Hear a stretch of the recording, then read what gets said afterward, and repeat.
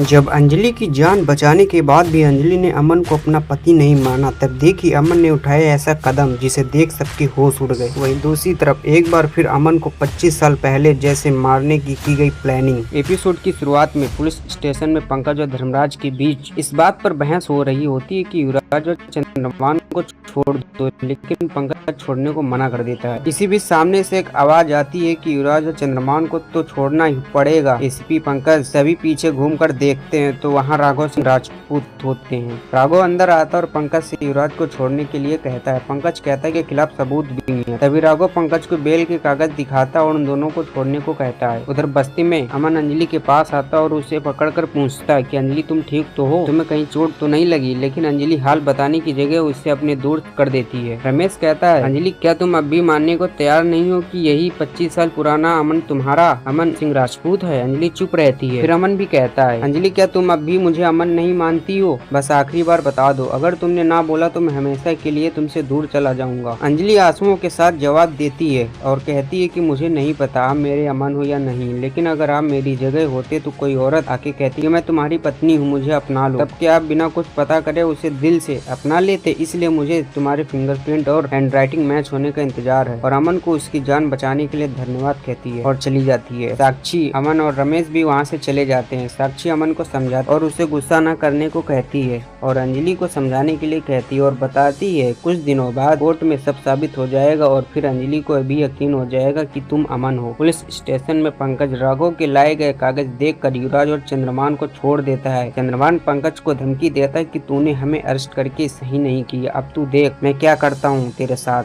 फिर वो सब वहाँ से चले जाते हैं। पंकज सोचता है कि इन राक्षसों को पुलिस के हाथों से कभी इंसाफ नहीं मिल पाएगा, क्योंकि कोई ना कोई आके इन्हें बचा ही लेगा। इन सब का हिसाब सिर्फ एक इंसान कर सकता है, वो है अग्निशिखा। फिर पंकज रमेश को फोन करता है और उसे बताता है कि युवराज और धर्मराज को बेल मिल गई है, अमन से कह दीजिए संभल के रहें और अंजलि का भी ख्याल रखें क्योंकि वो बस्ती में अकेले हैं। फिर पंकज कॉल काट देता है। रमेश अमन को बताता है कि युवराज और चंद्रभान को बेल मिल चुकी है, अब वो कुछ भी कर सकता है, हमें अंजलि की देखभाल करनी होगी क्योंकि अब युवराज अंजलि को ही निशाना बनाएगा। फिर अमन फैसला करता है कि वो बस्ती जाकर अंजलि के घर पर नजर रखेगा ताकि उसे कोई भी दिक्कत न हो और अमन चला जाता है। एपिसोड खत्म होता है। अब आगे की कहानी देखिए नेक्स्ट एपिसोड में। क्या युवराज, धर्मराज, अभय और चंद्रभान जैसे नामी गुंडों का सामना अमन कर पाएगा या होगा वही मंजर जो 25 साल पहले हुआ था? देखिए अगले एपिसोड में। धन्यवाद दोस्तों।